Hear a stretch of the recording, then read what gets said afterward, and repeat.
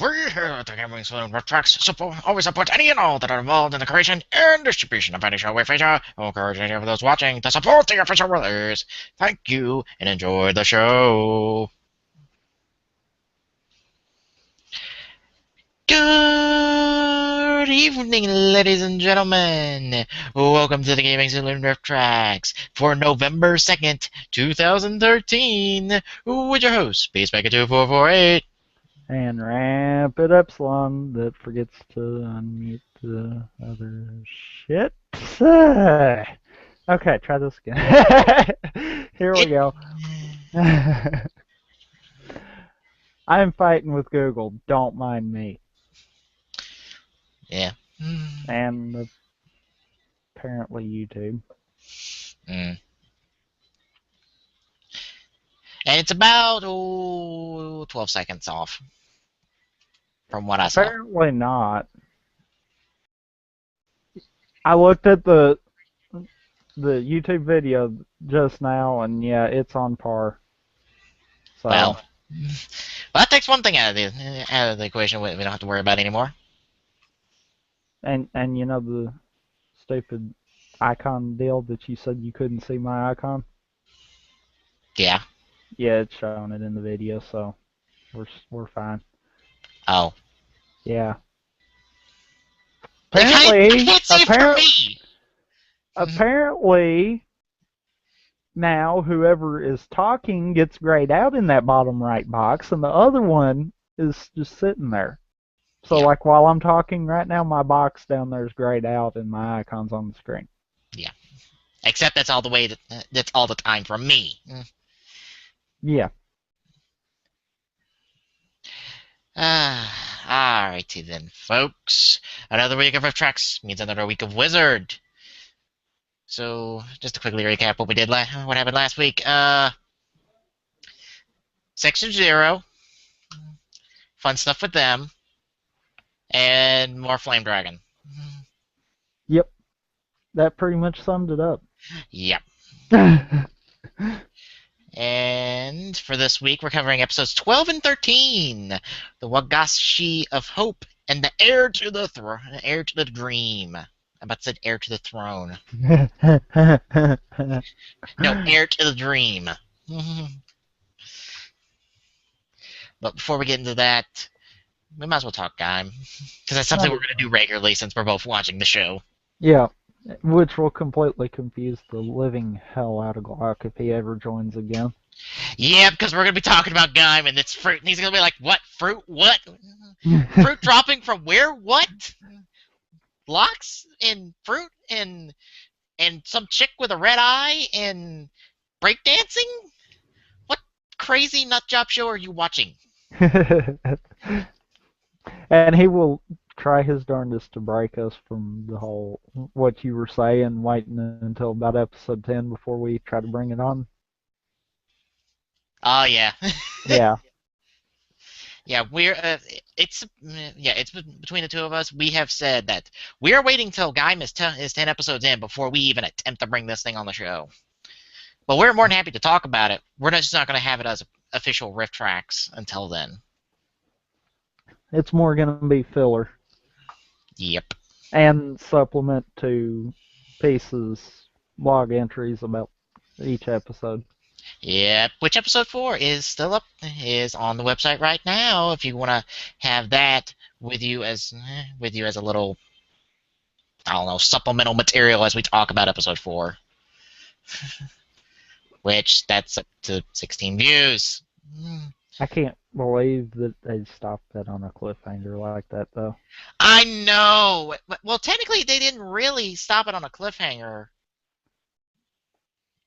Well, the fight's over because the DJ said that Yugen won, essentially. So we know the fight. So we know Yugen won, and since that was the strawberry lock seed he used, it's not that hard to think. It's like, oh, that's how Gaim gets the strawberry lock seed for episode 5, which is not till next week. Yeah. Because they're on break this week along with Kyoryuger, and it's like, oh, god damn it! Yeah, that just completely shot everything for you down right there. Yeah, because I'm like, oh, at least Kyoryuger's going to come on this week. Nope. Because you say a guy made it on cliffhanger. Fucking Kill Ranger made it on such a worse cliffhanger. That's like, oh, by the way, there's two Taurens now. And I'm like, oh, fucking god damn it. No, get back here. I want the rest of the story, damn it. You do not leave on two Taurens. And one of them's fucking evil. Uh, uh, alright. I consider that a cliffhanger, though, even though you say not. I Yeah, mean, yeah, the fight's over. yeah.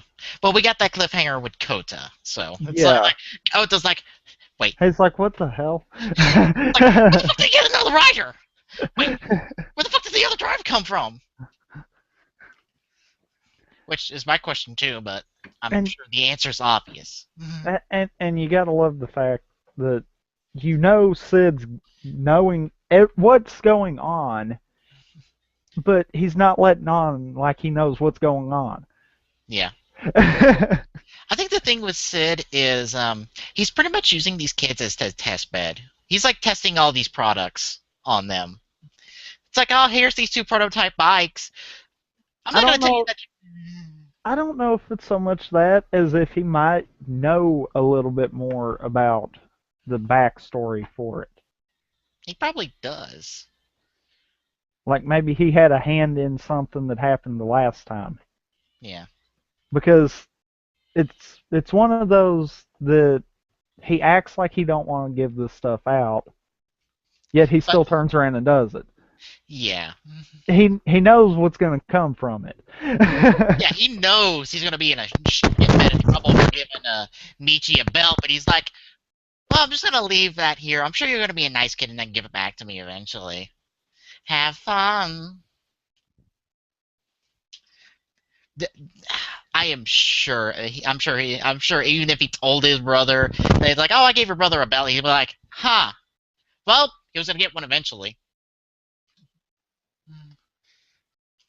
Granted, Michi's living a double life and having secrets on both sides, so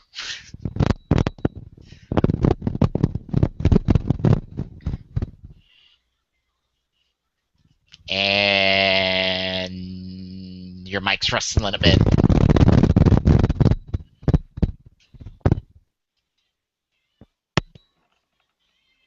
Okay, I think I fixed it. Okay. And I even Maybe. and I even said in my recap review, it's gonna be awkward when Michi explains to Tosa what the hell's going on with him. It's like, oh yeah, my brother, oh he's kind of rich, and he looks kind of rich. It's like, oh yeah. And once he finds out who his brother is, like, your brother tried to kill me. Yeah, you know that's going to cause conflict right there. Oh yeah, it's simply like, Michi, why'd your brother try to kill me? Also, Michi, why the hell did you tell us you're rich? Well, reasons? Your brother tried to kill me! You don't get to use the excuse reasons. You can for Rich, but not for your brother trying to kill me. Although, I think Zangetsu was more playing with him than trying to kill him. Probably. Because I'm just thinking, is like, you know, he could have shot Oda twice now and hit him, but he missed once. Well, it had to be on purpose because Koda didn't see the shot coming for the most part. Yeah. And secondly, he kind of just stood there up on a cliff and was like, "Yep, run away, run." It's I just like think that nothing. was more of he made his point. Yeah. He could beat him without even trying. hmm Which, as we see in episode 4, that scared the piss out of him. He's, Literally. I mean, I joke about it, of how, of Koda's pants being a little bit darker going out of the forest as he came in. But, you really do see the fear that has been instilled in him because of Zangetsu. He is terrified to put the belt back on. But in all honesty, that's probably going to make a better rider out of him. Yes. Because he's going to know that at the worst end of this, his life could be taken. Yep. But he's still gonna do it anyhow. Yeah, he was on such a high note before. This took him down, so now he's going to be a lot more serious about this instead of fucking around.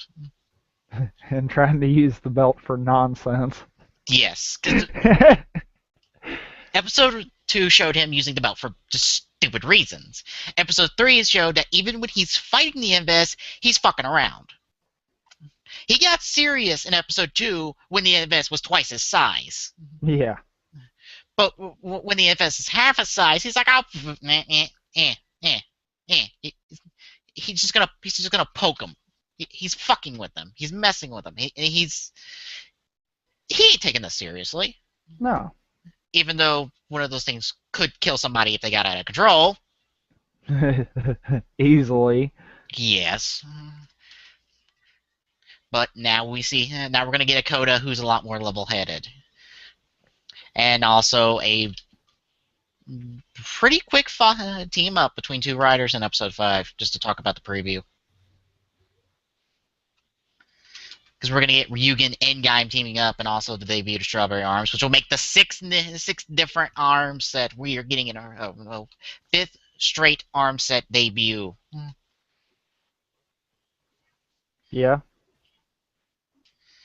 But considering what I've found out, that may not be surprising. Because not only do we have the the two Baron goons coming in. Let me get my cheat sheet to the right page. Alright, let's see here. Hideyosa and Ryoji, Baron's new goons. Yeah. To go fight Gaim and Team Gaim and, well, pretty much everyone else, but they're mostly going to be fighting Team Gaim. We also got Oren Pierre Alfonso coming in soon. And he's going to be Kamen Rider Bravo. Yes, it's Bravo. And he's going to be the Durian Rider. He's going to be all spiky and has a saw weapon. And from what I've read about him, he might be dwindling down the rider numbers. Because he is described as a very cruel rider. Huh. So probably the reason we're getting so many riders early on is because over the course of the second half of the show, they're going to be taken out one by one until we're left with more than likely the ones we saw in the opening for episode 1. 5. Yeah, the main 5. Technically 4, but I guess Gruden somehow survives this.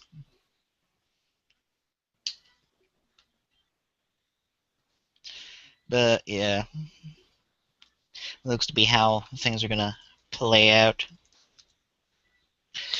I'm trying to think what else to note from episode 4. Baron officially has his second official set of arms. Really? Yeah. Granted, I'm taking this information from the Kamen Rider Wiki, which uses known information about the shows to categorize what all the lock seeds and the stuff. Ah. Yeah, the mango one, that red and yellow one. Yeah. That's going to be his second set of arms. Ah, so he technically has it, he just hasn't used it yet. Right. And technically they file the Suki, which is the big watermelon mech thing from the opening, under Gaim's. Although that might just be something for everyone. Who knows? Well, now, okay, I've got a question. What? Technically speaking, could the belts not use any of the lock seeds? Yes. I mean, granted, we know they won't, but That's the thing about the arm change series figures, is you can change out the arms to every single rider. So through that, we have seen Banana Arms Gaim and Orange Arms Baron. So we know about them. So we know that these are possible because That's how the as I'm trying to type and say words, which is not working. Because Oh, that's how the arm chain series is set up. Granted, this may not be the case because there have been toy exclusive forms that never made it to the show. For instance, a Fang Metal and Fang Trigger from Double, to give an example. Those don't exist. But right, that was a possibility with the Double form swap series. Oz's combos with anything with Putotera. That's not possible technically, I believe, because only the Putotera metals can work together. But again, that can happen. Um, All Dragon with anything besides Flame Wizard. Again, something can happen, but something we haven't seen. And technically not possible. Maybe. maybe. Throw that disclaimer in there. Yeah. And again, the various arms on the different riders that they're not normally with. Again, it is a possibility, and maybe we might see that. Who knows? It's too early in the show to really call that one way or another, but it's a possibility. I think if something like that was to happen, it'd probably be towards the end of the show before Yeah. we'd say something like that. Yeah, especially I would think it'd have to be in like some type of team up situation late into the show where it's like, crap, some enemies like memorize all their moves. Quick, we need to change things up. How? Baron, you take the orange lock seed. What? Just use mine, and I'll use yours. Ow. Since the lock seeds aren't specific, it's just the belt that's specific to a person. Right. Which I think that is a neat take to it, Yeah. but you know from the start too that you're not going to have just some random person decide that, oh, I want to be evil and screw with the riders, so I'm going to steal their belt. Yeah. Because you know that is so liked to do. And I believe that happens in fives more often than I can count, because if I even look at the fives page, I got like 6 people who have used the fives belt. Actually, I want to get an official count on this. Let's see. 1, 2, 3, 4, 5, 6. 6 people in the show itself, plus the Decade Rider for fives. Jeez. Let's see. You got the man. Hell, even Kexay uses the fives belt at one point.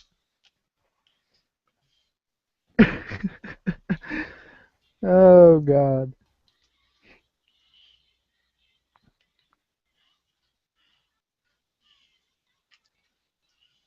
So yeah, Yeah. Um. that's something that happens in fives a lot, which kind of takes away from them being a rider. It's like, oh shit, my belt got stolen, and gets used by other people, unless it's a very pivotal plot point or a big moment. If it happens, if 5 different people use the belt, it gets kind of ridiculous at that point, Yeah. which makes the birth okay because only 2 people ever used the belt. Technically 4 people used the belt, but one of them was a net movie and for comedic sake. The other one was a special case because Edgy used the birth belt in the movie, but that's because he didn't have his belt. And he was separated from it, and Date was separated from the birth driver. And the thing is, even when Edgy uses the birth driver, he still fights like he's O's. Like he summons the drill arm, and fights like Oz's Tato Ba form. Because he uses it exactly like he uses the Colossus and Tato Ba, and even has the same fighting stances. So it's still Edgy, just borrowing the belt driver for like 10 minutes. So it's not a case of he was trying to act like another rider. He was still doing his own stuff. It was just different suit. Yep. And then you have the 2 main users of Birth, Date and Goto, but it passed from Date to Goto as a story. And Date just got the prototype birth belt by the end of the movie. and lost it in Mega Max. Although I wouldn't be surprised if at some point they're like, "Oh, we made a second birth driver, and we made it look like the prototype suit, so we can distinguish between the two of them." Granted, I think that'd be cool, but I'm weird. uh, Now we've gotten clear off talking for episode 4. yeah, we kind of have. Um, Trying to think of what else to say. Michi, Michi definitely showed all the different sides he's got. Yeah, and I think that was really the goal of this episode, was to more focus around him Yeah, and kind of who he actually is, even though he is the son of this rich person that's in charge of this big company. who owns the city Yeah, essentially. yeah. He kind of shows that he's still a person, even though he's got all this going for him. Yeah, and even when he's got all this laid out in front of him, like this big grandiose life, he's like, "Dude, that ain't me. I don't want this. I want to go break dance with these folks because this is more fun to me than company bullshit, I guess." That's the easiest way to put it, that's for sure. Yeah, I think he likes his brother, but he's like, my family is these guys. Well, even in that little dialogue between them, you could tell there was some animosity there. It was a case of he was even like, yeah, you always try to act like you're the better person, but really you're just following what everyone else wants you to follow. Yeah. Although I have to say that conversation Zangetsu had in that scene. I keep calling him Zangetsu. I don't even call him by his name. Takatora, that's his name. I keep calling him Zangetsu because we haven't seen him properly henshin yet. And we've seen him more as Zangetsu than as his civilian identity. True. He got I assume that phone call was like, we got like 2 intruders in here. Or at least 1 intruder. Probably one. Yeah, they probably like spotted Koda off some surveillance bullshit. They completely missed Kaito. Even though he picked off like 5 or 6 lock seeds from there and booked it out of there. And now that he knows he can go there, he's probably going to pick that place as much as he wants. It's like, alright guys, here's everyone a really good lock seed. Go beat the shit out of everyone. We ain't got to rely on Sid anymore. Which makes me really wonder what the hell Sid's lock seed does. I mean, granted, it doesn't look like a normal lock seed. It looks mechanical in nature, just from the look of it. Because even when I zoom in on it, you can see a lot of mechanical detail on it. And even the S is like it's supposed to be like a pipe. Well, okay, with this, he's got to be some kind of something that's over it. Yeah. Otherwise, how does he have his hands on these lock seeds? Yeah. Better yet, how does he have something that's not a lock seed that doesn't have a fruit connect to it, for a fruit or nut connected to it? It's personalized. I kind of wonder if maybe he's the true villain of the show, even though he's giving out all these belts and everything. That wouldn't surprise me because it's kind of been a thing for, let's see, yeah, it's been a thing throughout the Neo Heisei era that the true final boss is not someone that we see at the beginning of the show. It's the same for Double, it's the same for O's, it's the same for Forze. Actually, no, that's not the case for Forze. Ignore that one. But that's the case for Wizard 2. That might be spoiling, but I'm not saying who. But that's true for at least 3 out of those 4 shows. Who's the final boss, who's the big bad villain by the end of the show, is not someone we see initially. Or at least someone we don't initially see as the villain, in the case for O's. see that kind of makes me think even more about that then, because I've even had that thought, and we're only 4 episodes in the game, and I've kind of been thinking to myself, I wonder if maybe it's not this company that they keep trying to hint at. Maybe it's him. Yeah, because I think even the goons that Zangetsu was protecting into didn't seem like they were doing anything wrong. They were just picking lock seeds. Why? I don't know. But Zangetsu protected them. Why would he? The What are they the doing with the lock seeds? the only thing I could think they could be doing with the lock seeds is maybe trying to isolate them and keep other people from getting them, because maybe they've heard about what Sid's doing and they're trying to stop stuff like that. Yeah. But then again, why would he have the line of like, dude, if your brother finds out about this, I won't be able to show my face in the city. Why Maybe would it? because to them he's considered to be like an outlaw kind of deal. Yeah. But why would it matter if he gave his brother a belt or not? Shouldn't it matter that he's already giving out the belt? All of a sudden, him giving his Zangetsu's brother a belt means something. Giving Kota and Kaito a belt doesn't matter, it seems like. And he even says, "Is like, I only give the belt out to certain people." And even when Michi's like, dude, money, give me Lockseed and belt. He's like, nah. And he doesn't even take the money either. He just gives him the belt and the Lockseed. So we know it's No, no, he didn't give it to him. He left it behind. yeah, he left it behind. He didn't even. I don't think he even took. Let's see. He probably took money from Yua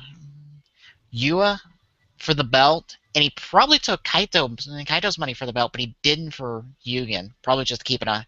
Try to be like, I'm not gonna take your money because they'll track that to me, and then I'm in trouble. But also, Kaito seems like he's rich, and he's got no problem giving it to Kaito. Yeah. Because I'm sure every single team member for Baron is fucking rich. And Yeah, they or, they all kind of have that vibe to them. yeah, and I'm sure at least maybe one or two of those team members go to that school Michi does. Maybe, I'd say. or at least it's a possibility. Even though it seems like Michi's got a lid on living the double life of, I'm the perfect student, and also part of the beat writers. Although I find it weird, no one's put two and two together yet. Yeah, I know, right? I know, because those girls talk about like, oh yeah, we saw those beat writers and the armored rider, and I'm like, wait, no one's seen Michi on the beat writer footage. What's bad though is now that he's a writer too, that's gonna accelerate the whole splitting up his double life. Yeah, because I guarantee you the beat writer hotline footage showed footage of him mentioning. So people are gonna go, wait, what? Yeah, and then that's gonna open up a whole shitstorm right there. Yeah, and I even note how Michi feels about Mai might cause a divide between him and Kota. Because even though he places his trust in Kota and believes in Kota, as soon as Mai comes into the mix, I'm thinking like, oh, this is gonna cause a rift between these two. This has got love triangle material written all over it. Oh yeah. If this doesn't turn into a love triangle, I'm gonna question why not. Because it seems set up for this. You've got our hero, you've got our main female protagonist, and you've got Michi, who's a secondary writer to some extent. I guess technically the secondary writer for now until Baron becomes a good guy, and then he'll probably take over the secondary writer role. I don't know. It's hard to classify secondary writers when you have so many writers. Yeah. Because for Blade, I have to go. Blade, for me, saying who the secondary writer there is, it's either Garen or Chalice, and I don't know who. Because I damn sure know it's not Lingal. Well, I know really if you go off of that footage from episode 1, really it looked as far as that beginning battle there that really Gaim and Baron are going to be the two main riders. Yeah, and they get a lot more reflections and foot and showing in the opening more than Ryugen and Zangetsu, which is probably what they're trying to shoot for. Is Gaim and Baron are kind of your first big plot line in terms of how they deal with each other, and then Ryugen and Zangetsu are going to be the next one. So it may be more towards the line of having two primaries and two secondaries. Possibly. And that kind of gets back to what I was saying about Gaim. I really kind of lean more towards Chalice being a secondary writer because the show is more about Blade and Chalice interacting with each other and how they deal with each other than it ever is about Blade and Garen. It might be for the first 20 episodes, but as soon as Chalice comes into play, it's all about Blade and Chalice and how they interact with each other. They are the main plot of the show because Chalice is a part of the main plot of the show. Because, as I said in the Decade episode, that was a spoiler for the show. He's an undead, and not only is he an undead, he's Joker, which is big. So yeah, nothing else to really note. Except I find it, I guess, whoever's the primary fighter for the Invest games, I guess doesn't get to participate in the dances. They're kind of just off in the background, like, oh, just gonna wait. Oh, time for an Invest game. I'm tagging in. Yeah, I noticed that. That seems weird, but okay. Well, maybe it's more towards the point of making sure they're not worn out for the game so that they don't drop the lock seed. True. Because we've noticed twice already what happens when you drop the lock seed. Yeah. Although, in episode 1, Mai was a part of the dancing, and she's the one who stepped up for the Invest game. Because they really had no one to lead. True. And now it's like, well, Kota's gone. So I guess Kota and you are both gone for the moment, so I guess it's Mai, because she's third in command? Or really second in command, and Kota's kind of just temporary leader? Which everyone knows that if it wasn't for that belt, Kota wouldn't be a part of Team Gaim right now. So He wouldn't be a part of the damn show. yeah. If it wasn't for the fact he picked up the belt, he wouldn't be in the plot. Because he has, when we first see him in episode 1, he's got nothing to do with the main plot of the show. Yeah. He's off delivering, crap, what was it? Curry, that's what it was. Yeah, this has to be one of the beginning of the shows where it's just like, okay, and this is going to be the main rider? How does that tie in? Although, to be perfectly honest, people ask that questions of characters all the time. I think that was the case for Forza, because I think people were far more interested in Meteor than Forza. And I was like, why is Forza the main character of the show? It needs to be Meteor. He's got a far better plot line. Granted, I say that about Ryuki because Ryuki is fucking he does not exist in the plot. He is there to be the main writer, but Knight has the far more interesting story because he has a stake in the Rider War. Ryuki has no stake. Mm. It doesn't matter if Ryuki wins or loses. He's just there to beat the monsters. Knight, he has to win. He has a want and a need to win, and it doesn't matter who gets in his way, even if it's Ryuki. Which is really interesting and should have been the reverse in case. But, yeah. Maybe it proves to be a better story towards the end. I dropped Ryuki after a while because I was bored with that. I was done with the show because I was tired of Ryuki being a fucking idiot. He's a fucking idiot, I swear. They write him just Oh god. They're portraying him as an idiot at times and having him being really smart, aka Gentaro, because he's a bit hard in the head, but he's got some smarts to him. And then there's just portraying him like an idiot and giving them no redeeming qualities. That's Ryuki. He's got nothing to redeem him except, oh, I want to be the hero. I'm gonna save people. Yeah, you can try to do that, but eh, Yeah. you're gonna get yourself killed more like it. Uh, let's see, that covers just yeah, that covers everything. I think they're, yeah. The only thing, yeah, only thing I wonder now is how is Zengetsu going to get his name? Because technically he's not going to be called Zengetsu. He's just the White Rider. Yeah, right now he's just the White Rider, so yeah, that is going to be interesting on how he gets his name. Yeah, because Kamen and Baron got their names from the team, and I still have to wonder how the teams got their names. Because there's no way there's a coincidence that Kota has a jacket that has a samurai armor that looks like Gaim on it. No way that's a coincidence. And he did not put that on. You can kind of see it in the previous scene before that.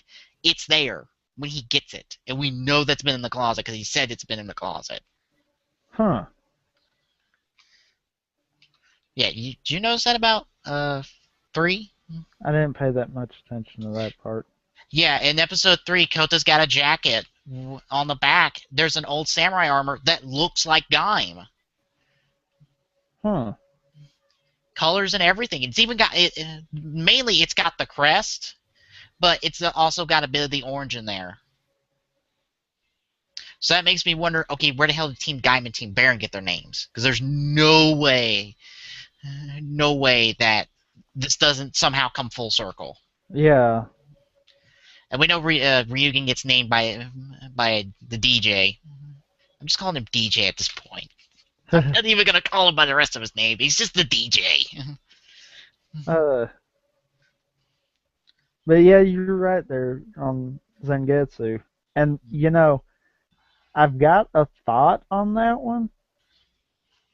Maybe as all of Michi's double life deal comes out, he winds up transforming outside of that world. Just to kind of beat some sense into him, kind of deal. Probably. It's somehow Zangetsu ends up in a writer in this game somehow. I doubt it'd be through a team. I do too. Like I said, it might just be a case of he does it to beat some sense into him. Yeah. And he probably will get named that way. The only other little thing to note is the difference in the transformation sequence inside the forest, because the fruit just kind of materializes above them through some type of energy of some kind instead of popping out. But that's nothing really to write home about yet. Because it makes sense it doesn't come out of the portal because it's coming out of a portal from there. Yeah. So it's like, oh, it just materializes. That makes sense.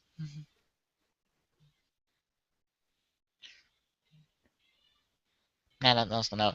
Alright, so we can move on to this week's episodes of Wizard, and I guess thoughts going into them. I'm kind of open for anything. I mean, we already know we're getting another form because of the sheer fact of it showed us last week. Yes, we're getting Hurricane Dragon. Which, again, that in water I got no problems with. It's land that I have a problem with design-wise, because that yellow they use is ugh. It's just too much, ain't it? It's just the shade of yellow they use, really. That more than anything. Because I get the dragon form design aesthetic. You should have just made an exception for yellow.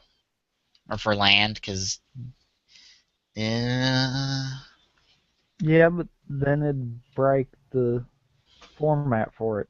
True. Alright. I was kind of reading through the episode descriptions just to kind of remember this one. You might like Shinpei a bit in this episode, sarcastically speaking. Oh, he actually does something more stupider than normal. By the end of this first episode, kind of. Yeah, You can't say he actually does something this episode because he's kind of done something every episode, but yeah, yeah. the level of stupidity can heighten. That's for sure. Mm-hmm. Uh, Of course, I think he's meant to be there as comedic relief, though. yeah. The terrible thing is he's only there for comic relief. You can have a comic relief character, but they need to be there for something else besides that. And he's just not. Yeah, if you have a comic relief character, they need to come and go, like the Donut Shop crew. Yeah, They come and go. They are there for the scene to be comedic, and then they're gone, and we don't have to worry about them because they're off doing something else. They're not essential to the plot. Shunpei is a main cast member. You can't have a main cast member be just there for comedic relief, for comic relief. It doesn't work. The not too perfect, well, anyhow. yeah, the perfect example I can give is Avatar: The Last Airbender. You have, I forgot his name, Sokka. Oh, yeah. Sokka. He's comic relief, but he's there for more than just that. He's the tactical mind. He's the one without bending. So he's like the only one with weapon, the only one who has to use an actual weapon. He's kind of the weakest one of the group who has to contend with all these weird powers that everyone else has. But he's there for more, and he has his own episodes dedicated to himself. Now he has an entire episode dedicated to just him learning to be a swordsman. Entire episode dedicated to him. The rest of Team Avatar is barely in the episode. It's just him for most of the episode, and all of the action centered around him. So yeah, I think the only thing else from the episode description I'm noticing is this is going to be one of the really filler episodes because it's going to be just another one of those. I want to make you fear death a lot to make you fall into despair because that works. Hint: no, it doesn't. It never works. I was gonna say I still don't see how that would ever work. Yeah, I don't think any Phantom who tries to strike the fear of death into their victims ever gets them to get into despair. Ever. That never works. The only ever people we see go into despair is because of, well, the plots we've seen before, where they strike directly at their heart. They strike directly at what they give a shit about and care about. That is far more effective, and unfortunately they have a lot of Phantoms who are terrible at that job. But what do you expect from a whole bunch of Phantoms who are just kind of born out of nowhere? Yeah, true. Alright. You ready to get episode 12 up and running? I guess so. Alright, I'm going to turn my volume down. And I actually don't have to watch it on my phone this week. Yay! God, Alright. I miss my laptop so bad when that happened. Makes it so much easier to do this stuff. Yeah. Alright. Get up ready? Yep. Alright. Starting up episode 12 of Wizard This Week in 3, 2, 1, go!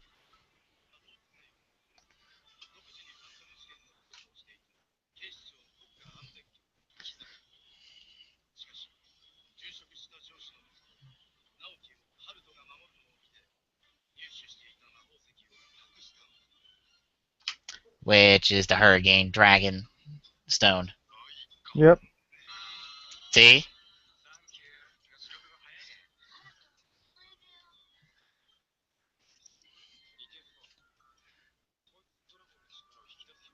Mm-hmm. You gotta love the zoom in. Because they really push it's like, here's the new ring. Look at it. Focus upon it.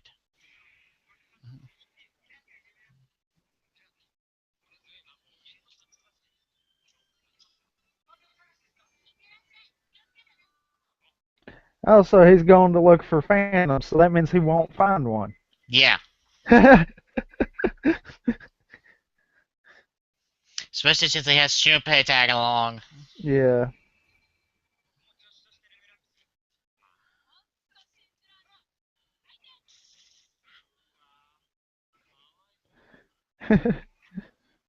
Uh-oh.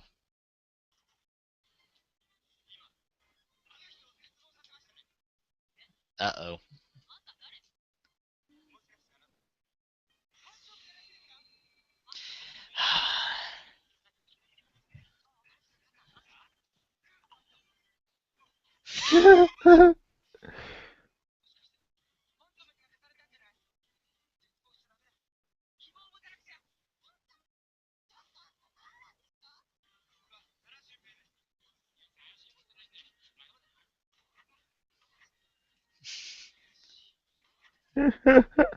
Oh, dear fuck. Oh God.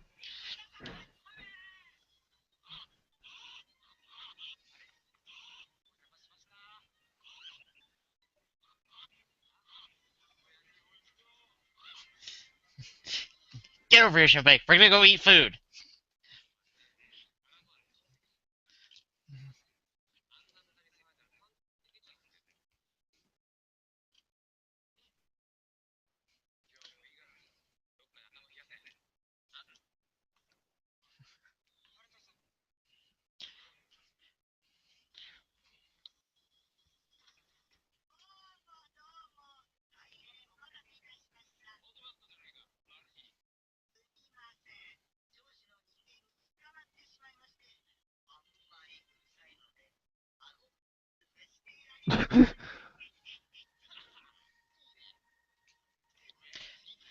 Ah.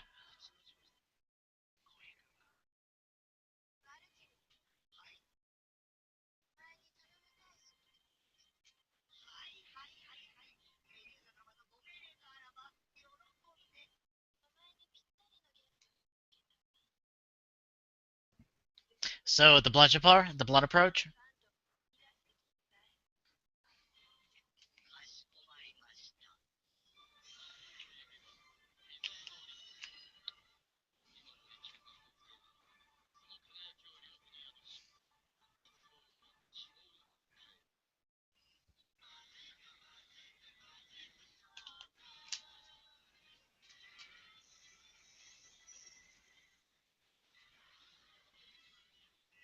Oh, yay, ultimatum Oh, now we get the ultimatum openings.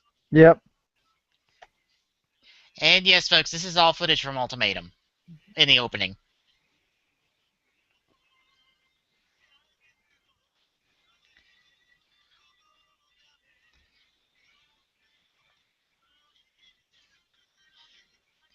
And I guess just to touch on Ultimatum since it's in the opening, it's not as good as Megamax, but it is still a damn good movie.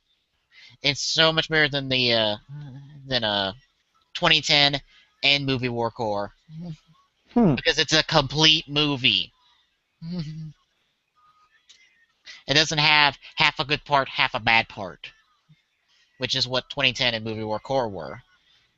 Megamax and Ultimatum at least have Megamax good, Ultimatum two decent to good parts. They're at least not drastic in quality.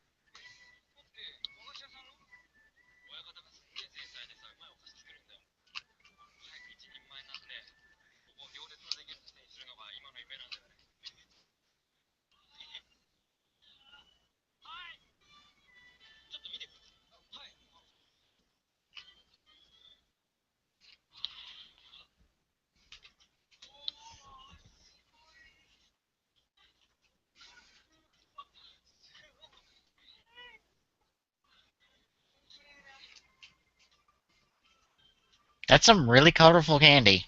Yeah.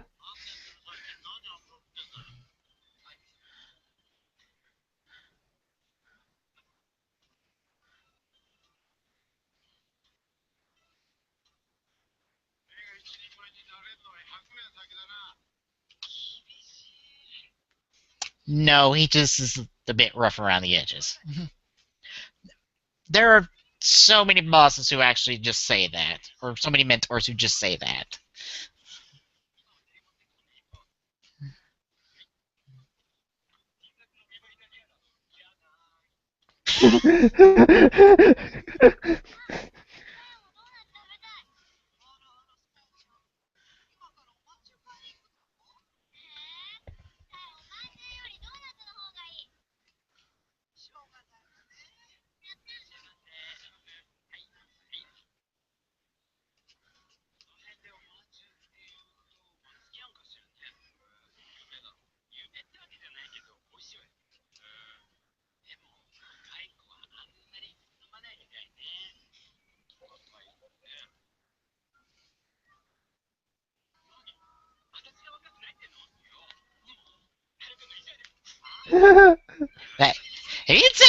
Hey, he didn't say anything about your age.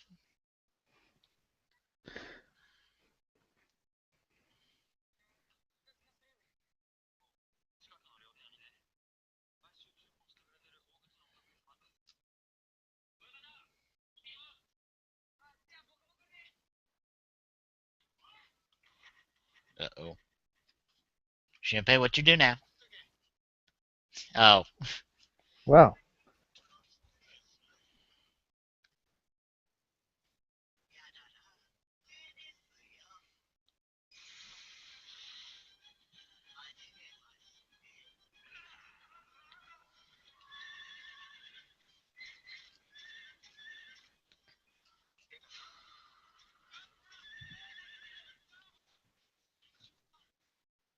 he doesn't really actually go look for the phantoms. He just has his familiars look for them, Yeah.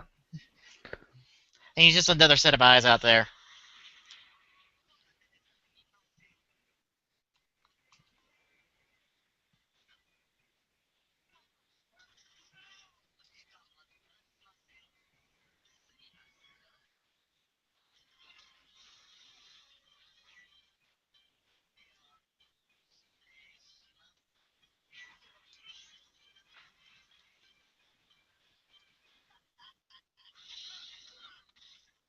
Well then. Yeah, Haruto isn't even screwing around. He's gonna kick the shit out of him on his own.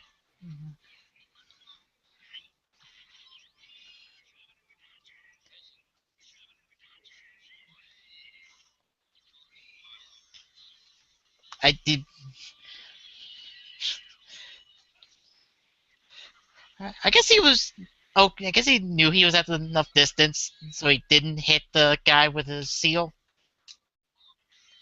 Yeah. even though that scared him a bit.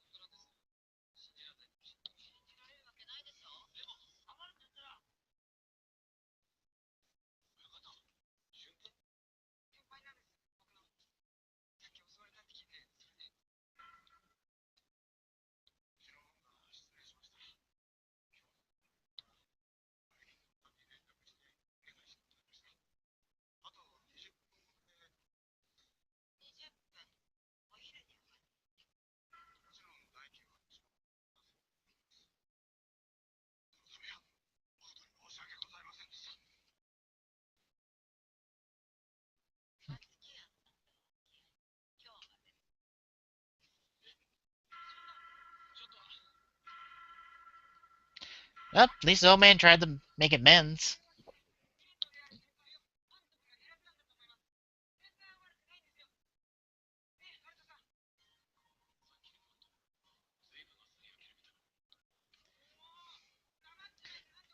He's kind of lost in thought about what the Phantom's trying to do.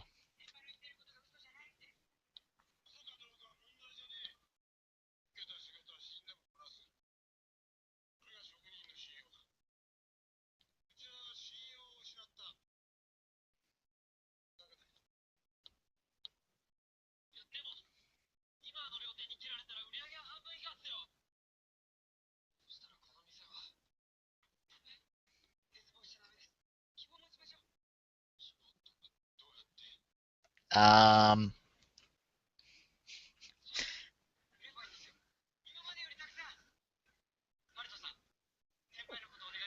Uh-oh.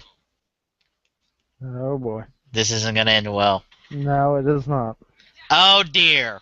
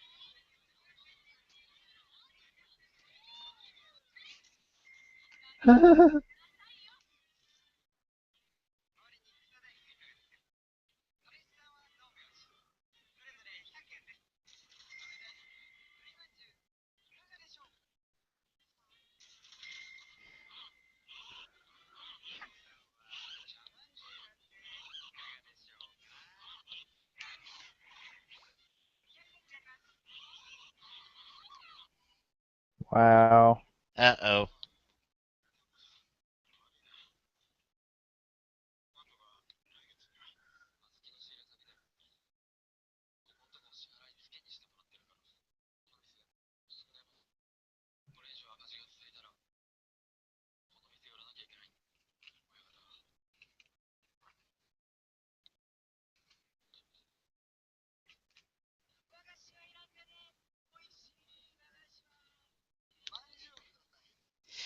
Looks like Shinbei's taking the bum approach.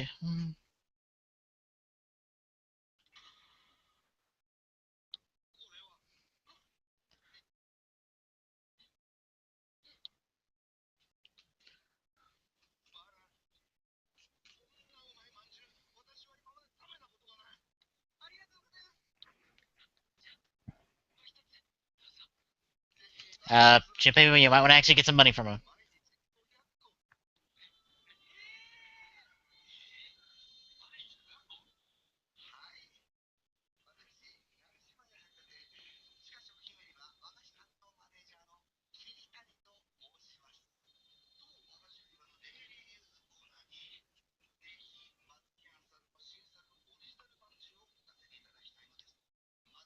Something seems off about him. The creepy smile and the creepy eyes don't give that away. Yeah.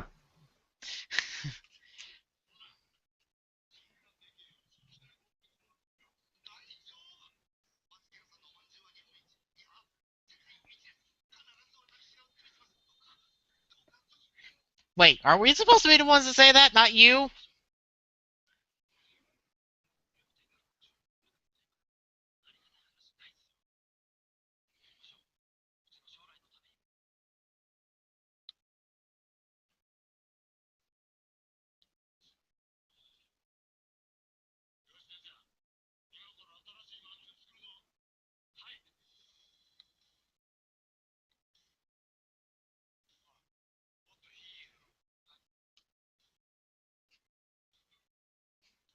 And now we get a montage of sweets that Yep.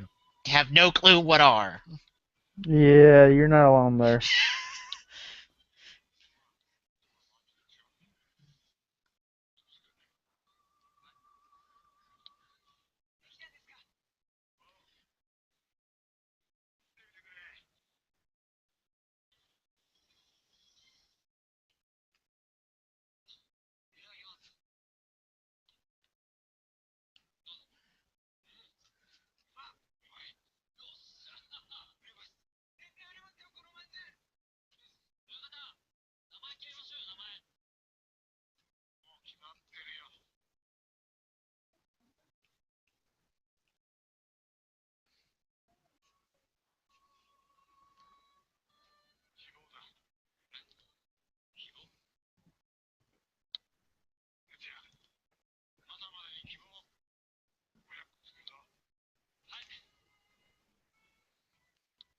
Looks like it's some type of dough of some sort.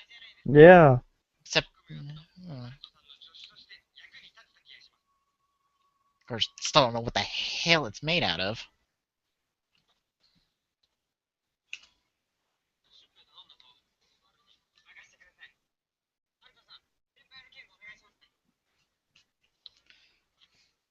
Yeah.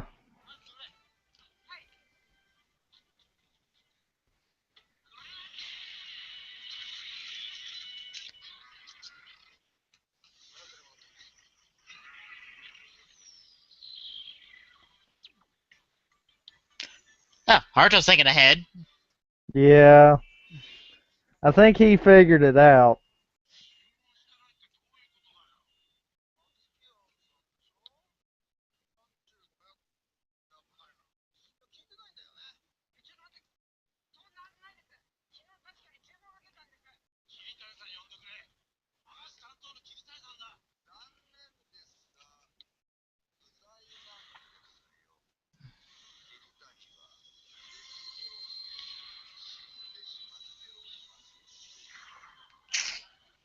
Well, good to see that they didn't keep that up for long.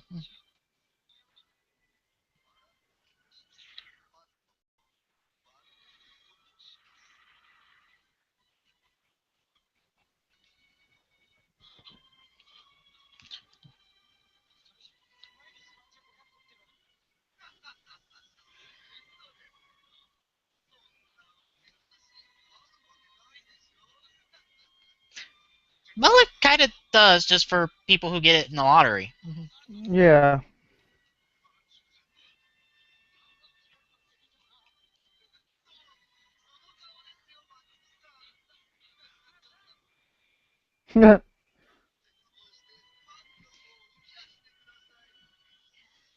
And he wasn't the one who's going to fall. And Shinpei's friend was the one who's going to fall in despair. It was the old man. Yeah. And I guess they didn't want to bother with CGI Kraken this week. They busted out the prop. Sometimes I wonder if they actually use the toys on set for props. Probably. They probably did, actually. Yeah.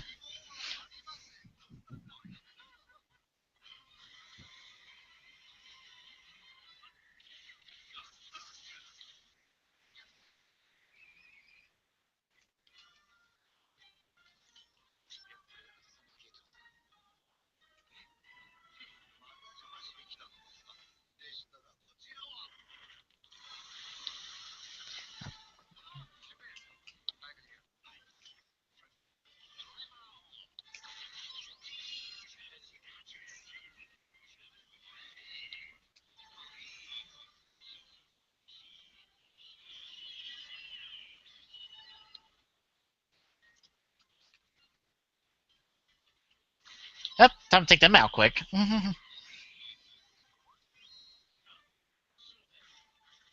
I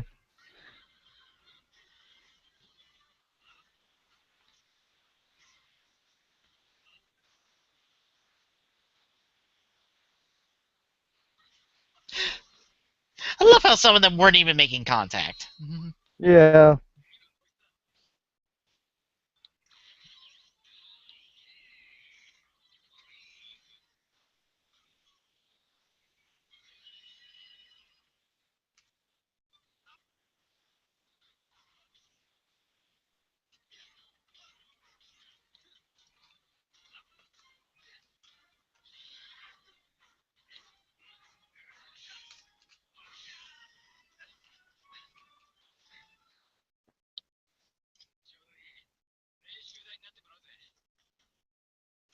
Haruto, I hate you right now. Of course you had to go for the pun. I Granted, didn't put that together till right then, too. yeah, granted it probably wasn't meant to be a pun, but still. No, I'm completely sure that was meant to be a pun. Yeah.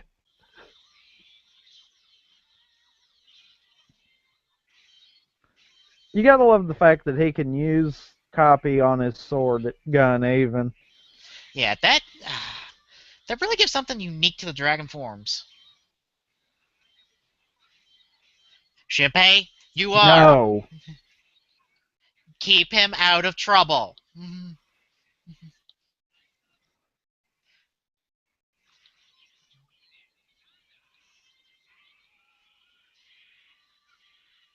No, so that's what the other ring did. Yep. God damn it, Haruto. Seriously? Thundering success? You had to go there. You gotta love the bad puns. Yep. Also, Shinpei, thank you for doing something not productive.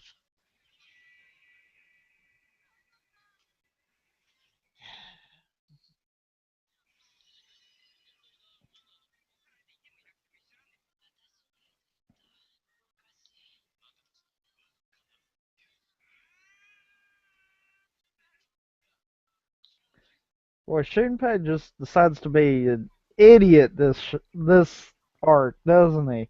Yeah, a little bit. Complete Mischievy and bunny. utter idiot. Yeah, it's gonna be funny sometimes.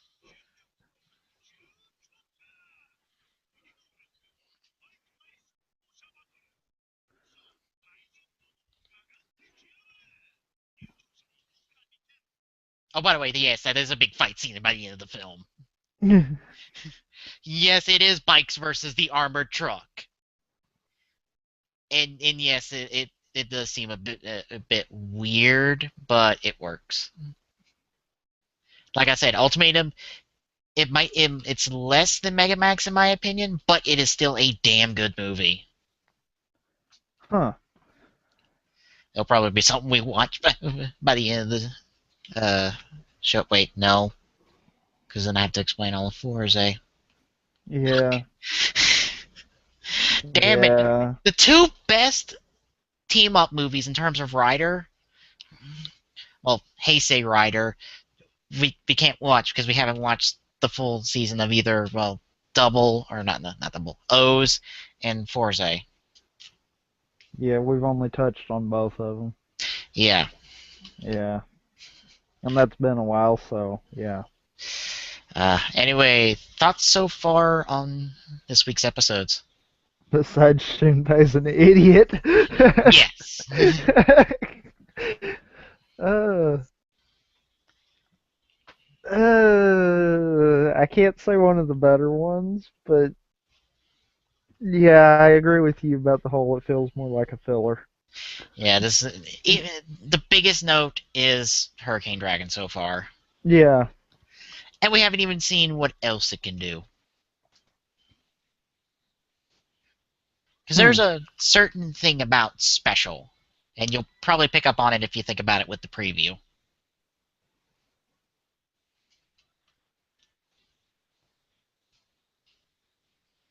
I was going to see if you got I there don't was a think I response. picked up on that one, Okay, we'll honestly. see it by the end. We'll see it by the end of this episode. Yeah. But yeah, again, this seemed like one of the filler ones. But hey, it was a phantom plot that wasn't strike the fear of death into the damn gate.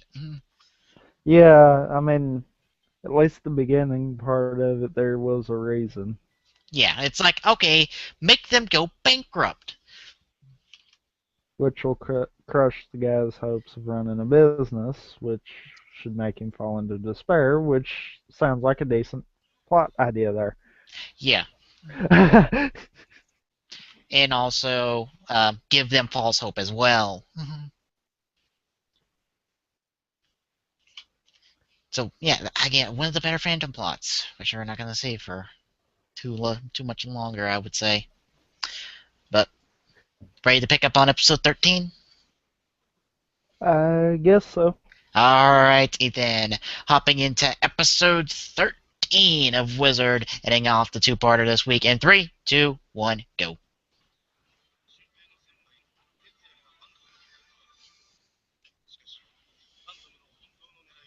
I love how they say classmate, but they don't say what grade. I assume it's like high school, possibly, since Shuppei said something about haven't seen you since we graduated. Of course, I don't know. For all we know, Shuppei has a college degree of some kind. I doubt that.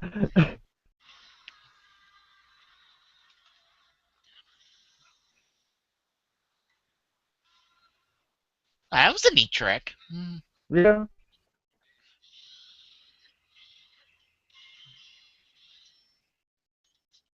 got away again. Yep.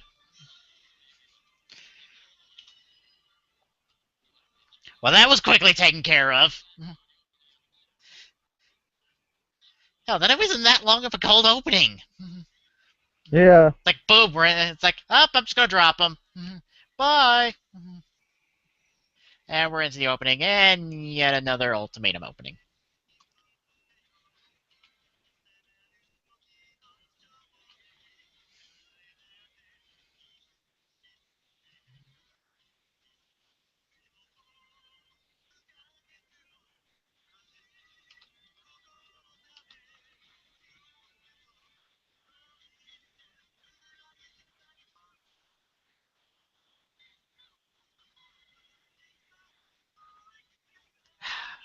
Damn it, I want to see Ultimatum now.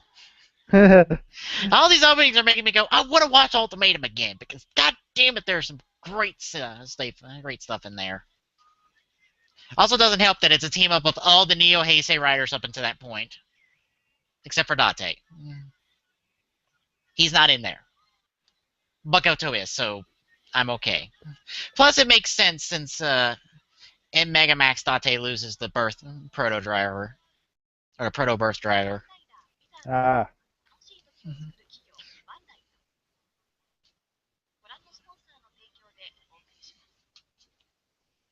And I am not going to explain anything.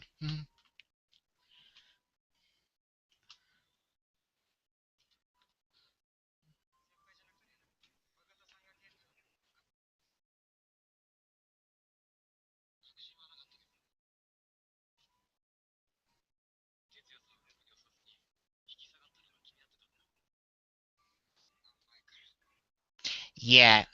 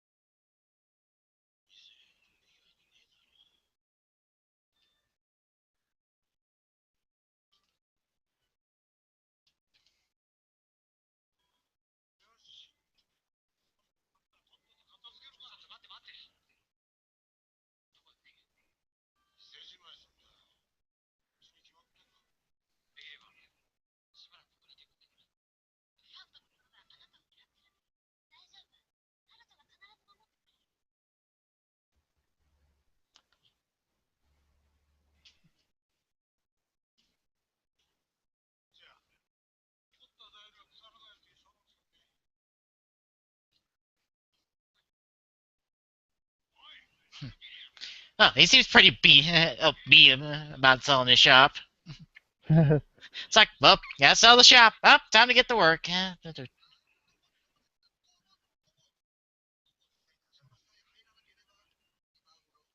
What in the hell is that broad ass lot? I have no idea.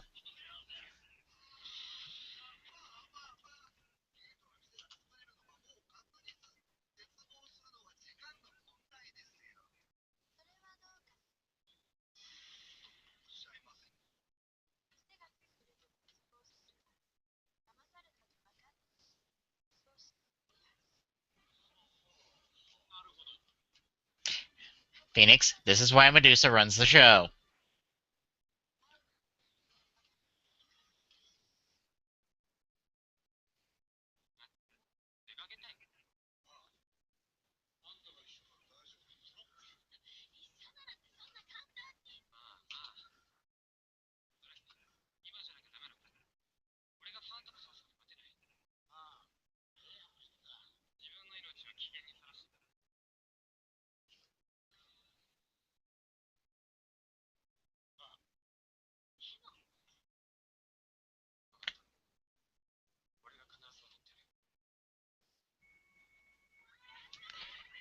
think Haruto's catching on to what the boss wants.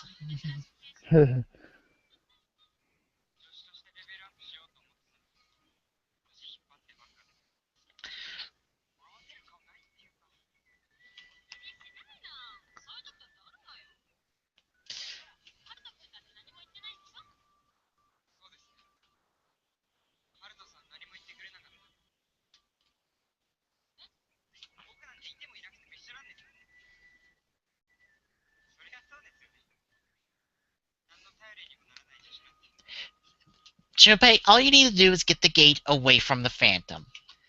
There's nothing else you could do unless you somehow became a writer throughout at some point in the series.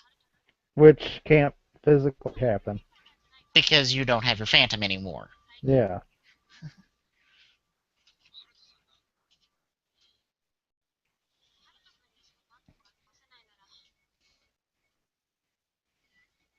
Did they green screen this scene? Probably. It just looks odd with the focus. It might not be.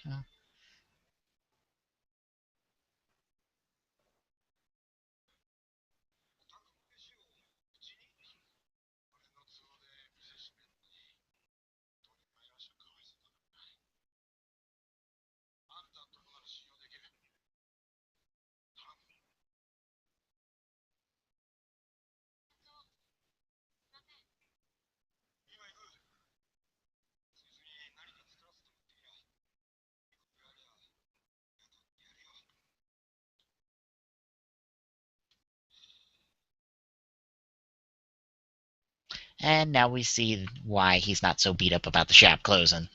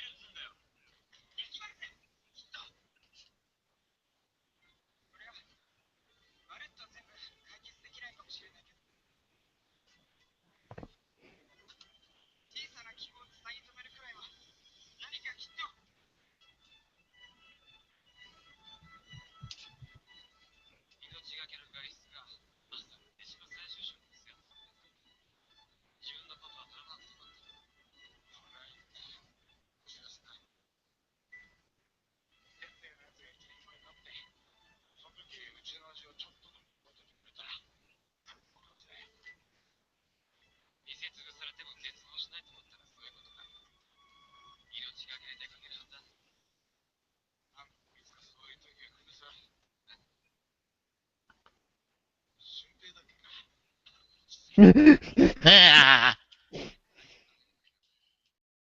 by the way, Hyman's in the background.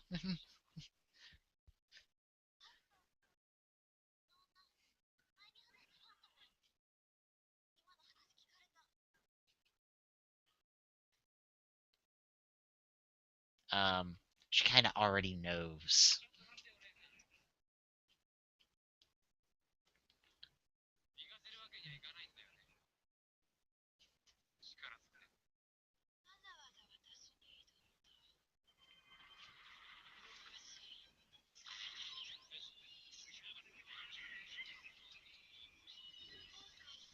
Hmm.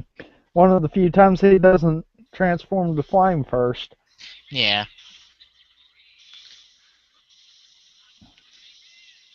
Uh oh. Going back to the defend repeatedly tactic. Yeah. Just all standby when once he panics like hell.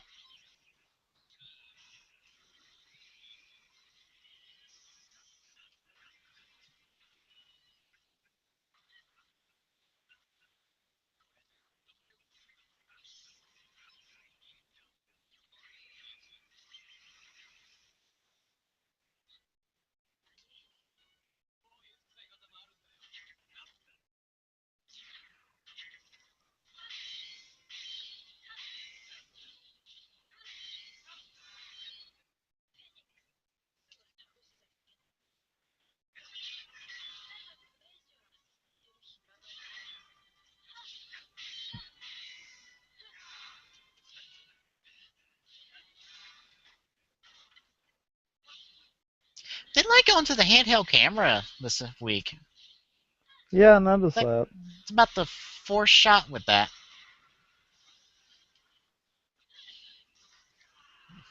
I bet he wished he had Defend right now. Yeah.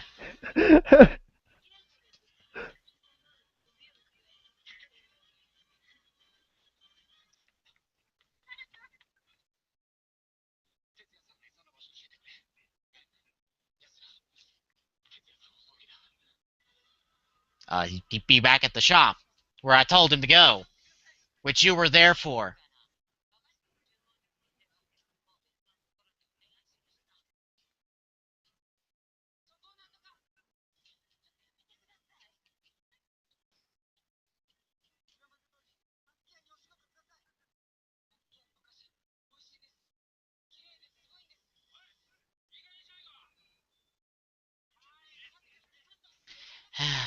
Shinpei, Making less, matters worse.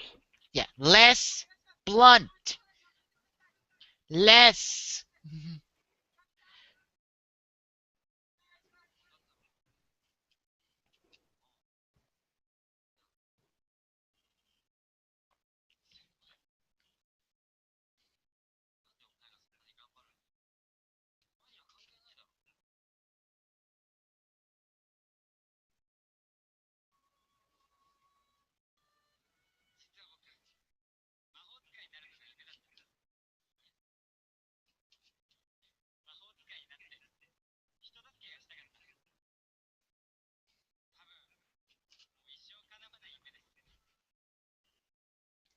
Actually, that will never happen, but we're not going to focus on that part.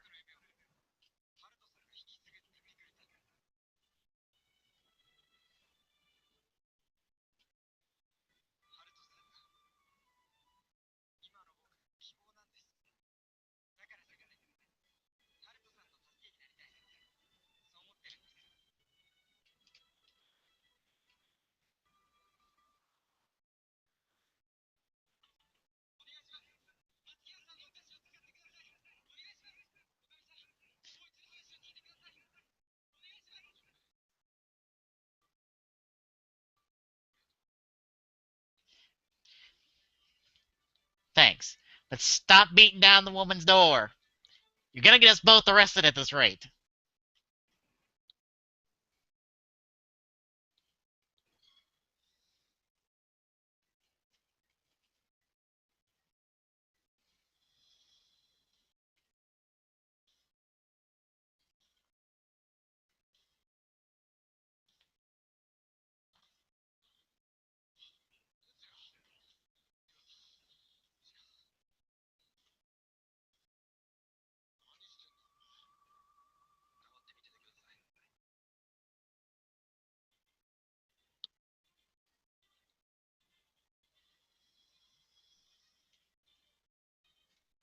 Another montage of candy making. Yep. Wow, another handheld shot. And another one.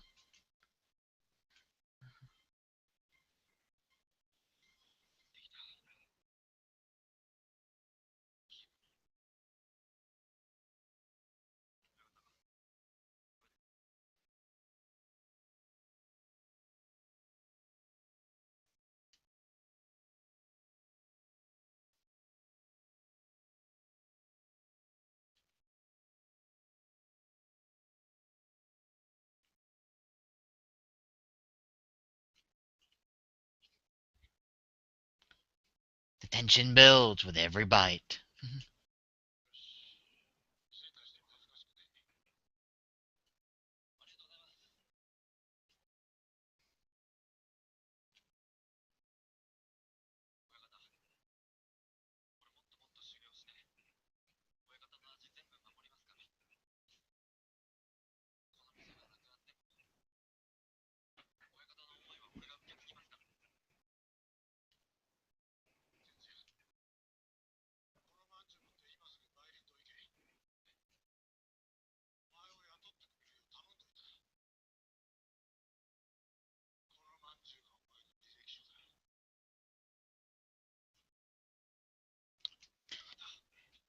Oh, you gotta give him credit. He's gonna come in with a very unique resume.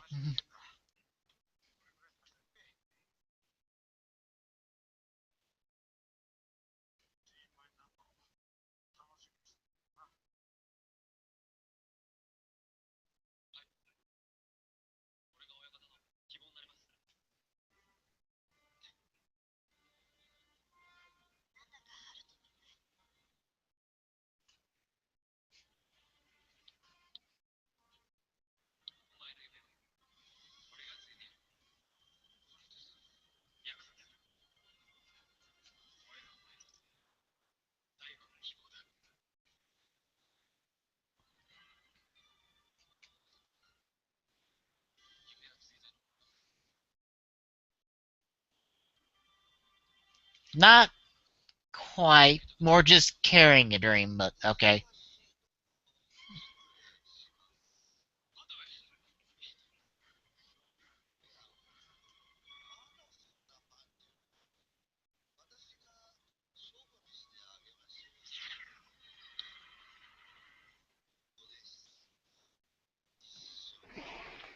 And very blunt this time.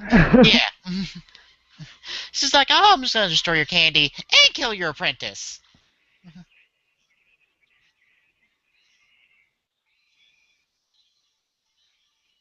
Okay, is the steam pipe really necessary? You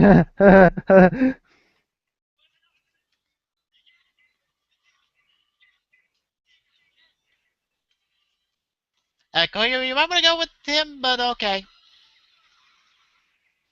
And we're all of a sudden outside. Yep. And Shinpei's still knocking on that woman's door. I'm surprised he's not been arrested yet.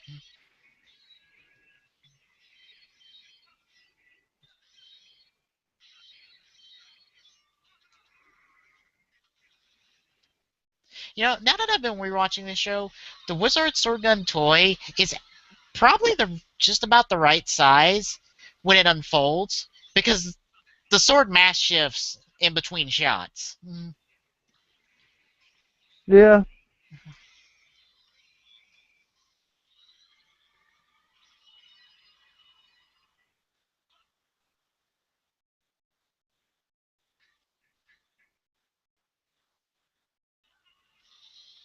Wow, that was fast.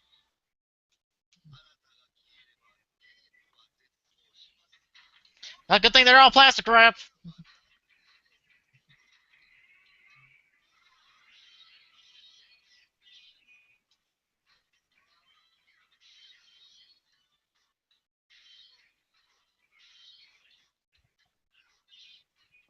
Yes, because he won't jump over me to get you. Yeah.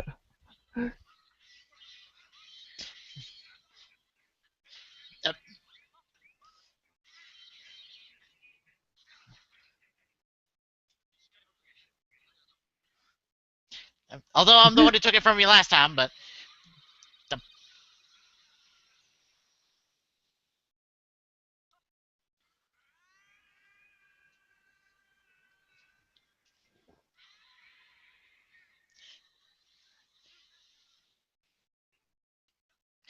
should be with a save and doing something productive this time. Yeah.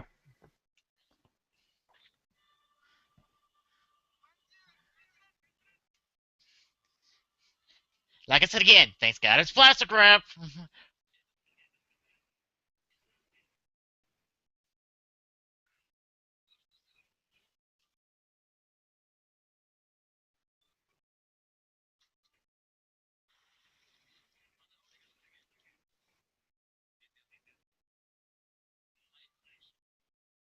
Aha, aha, aha. You in a punished mood this week, aren't you, Haruto?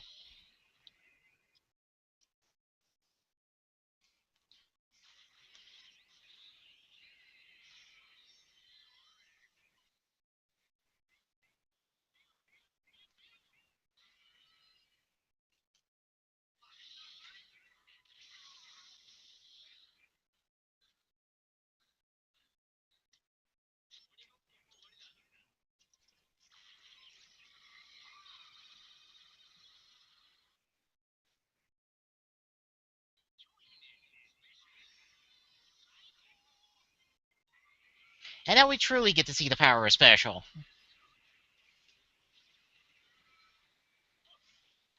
Haruto gets some wings!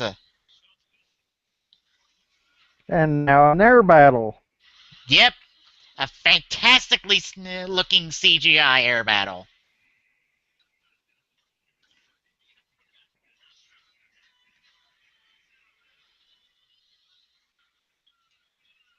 And that would be Rider Ships, who are the one who did the second Blade opening, I believe, doing Blessed Wind. Also, bravo, good sir, for not looking where you're flying.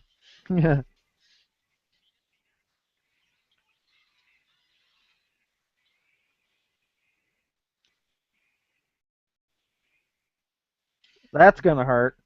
Oh yeah, more like tornado, but there's thunder in there too.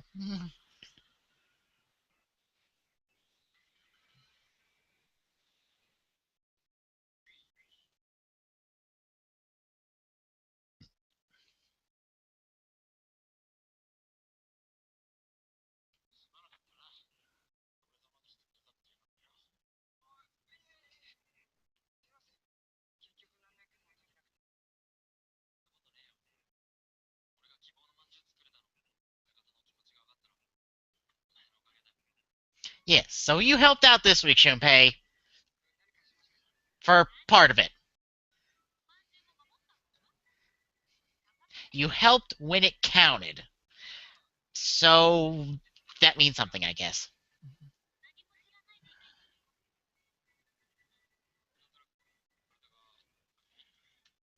But you're still an idiot.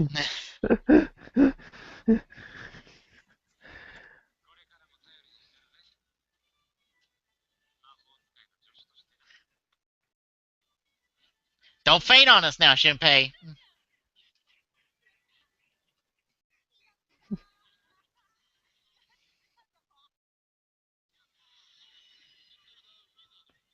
Oh, this arc. This was a really good arc.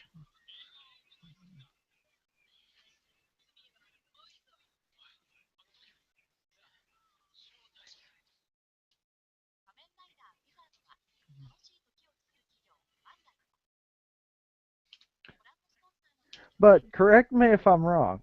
Is the boss still not a gate? Yeah. They just send him. They just have him go out of town.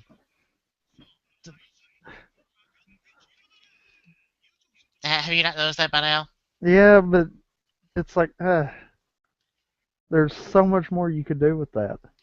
I know there was something I was thinking that would somehow lead to infinity, possibly, but that never happened.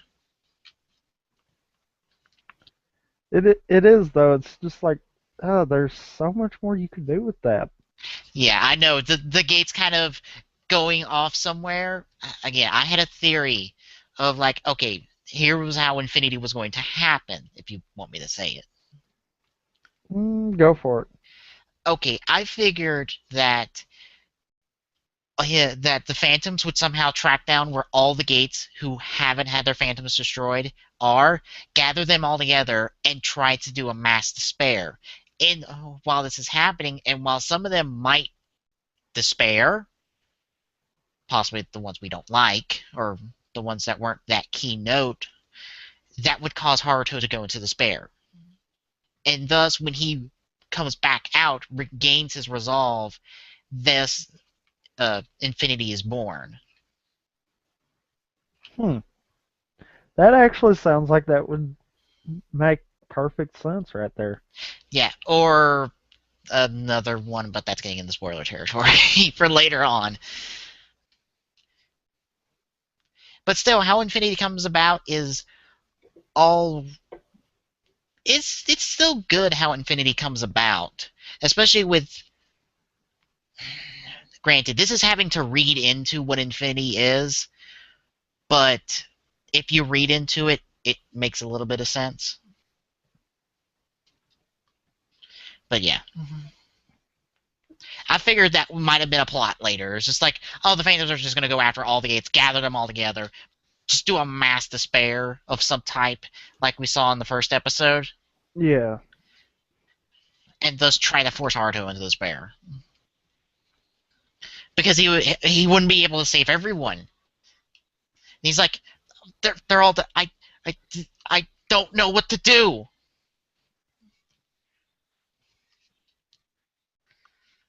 Which technically he could still fall into despair again. Yes, which would have been the whole point.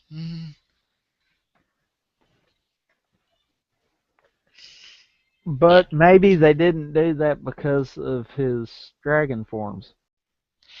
possibly. Because now he kind of has the power of his phantom along with his hope, so maybe that's why. Yeah, and also I'll say this: Dragon isn't really villainous later on in the show.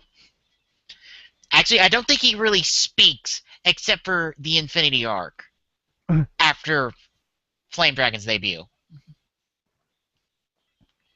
Huh. Yeah, he speaks in the second half of the Infinity Arc, and that's really it.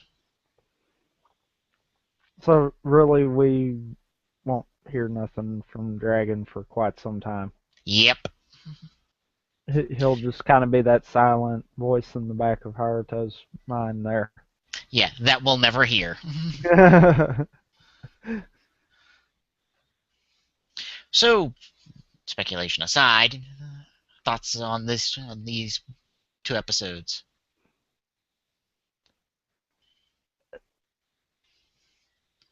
We've seen better already, but that's not a bad arc. Yeah, it's a good filler arc, Yeah, and about the only leadway we've made with it so far is the Hurricane Dragon form. yeah, I will say next week is a bit of a filler arc, but is a really good arc because it makes essentially Haruto is going to have to make a hard choice Hmm. regarding the Phantom, and I don't think you've caught it in the preview, but the Phantom that shows up is the Phantom from the flashback. You know, the Ah, Phantom that tried to kill Haruto, but White Wizard bounced him off. yeah. Yeah, he shows up next week. Huh. So we'll have all sorts. So yeah, Haruto's gonna have to deal with the first Phantom he ever saw, and he's gonna have to make a hard choice concerning the Gate and the Phantom. Hmm. That sounds like that's going to be interesting right there. Yeah, it does so. I don't know how much to say because it might give away it early. Yeah, I'm not gonna say anything. But yeah, You gotta love that reaction right there. It's just one of those. Yeah, I'm not gonna say it. yeah. This week, again, it was just a good filler arc. Wasn't bad. It was just a good filler arc, and hell, it gave something to Shunpei, which he doesn't get often. Him and, Probably needed, really. yeah, him and Rinko are gonna get really neglected. It's like they're gonna have their stuff early on, but later on they're gonna be neglected, and Koyomi's going to be neglected as well, which is really bad. Because out of those three, the neglecting Rinko and Shunpei wouldn't be that bad, but neglecting Koyomi, especially once we get into the stuff with her, like 30 episodes in, pretty much 35-ish episodes in, it's really going to become obvious that she should have been a part of the show from a lot more than she was. Hmm. Which again is why it's at the bottom of my list of my favorites. It's got great stuff. It's just some key parts were just ugh. It's poor execution, is what it is. Yeah. But not like poor execution overall, poor execution at certain key points. which I don't know if that's better or worse. Probably a combination. Yeah. It's better because okay, then you'll be able to enjoy the show overall, but it's bad because you see the good, but it also makes you go, why? Why? So it gets you a little bit more aggravated than you would normally. Uh, mm. Anything else to say on this week's episode? No. No thoughts on Hurricane Dragon? Uh, I kind of like some of the stuff that came out of it, Yeah. but really, I mean, besides the special, there's not a whole big difference with it, really. Yeah. Well, the thing that would be special, and I can say this now, special is different for each form.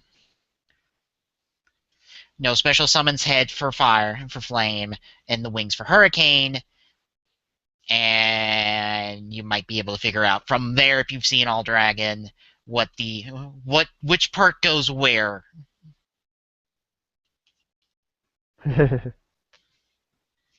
But yeah, that's going to be the thing, and that's why also All Dragon is a combination of those four, because those are the four major things between those four forms. It's the specials outside of their respective finishers, which is interesting considering Flame Dragon doesn't have a specific ring to it.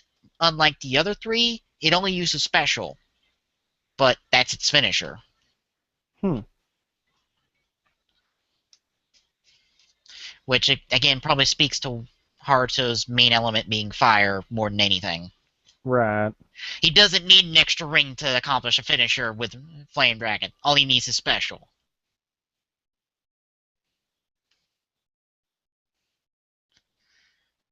Mm, I got nothing else to say. I don't think I've got anything else either, really. Alrighty then. So next week we will pick up where we left off from this week with again one of the best filler arcs of the show, and also was it in the next Dragon form wasn't in the preview, was it? I don't think it was. Okay, then I won't say anything. But yeah, that's some fun stuff next week. But until then, that'll do it for Ramp it up, Slime. I'm Peacemaker2448 saying, not everybody, and we'll see you on the next round of the Gaming Saloon Rift Tracks.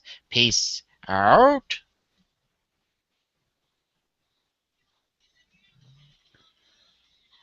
As always, you can find the Game and Saloon Riff Tracks on our site, tgs.tgsr.dynds.org. Don't forget to follow us on Twitter and Facebook. Our Twitter account is at TGS Riff Tracks, and on Facebook, you can find us at facebook.com/TGS Riff Tracks.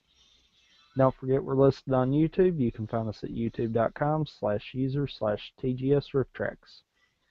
Also, don't forget about our mobile app that'll be updated after every TGSR with the archives for both TGS and TGSR. Till next time.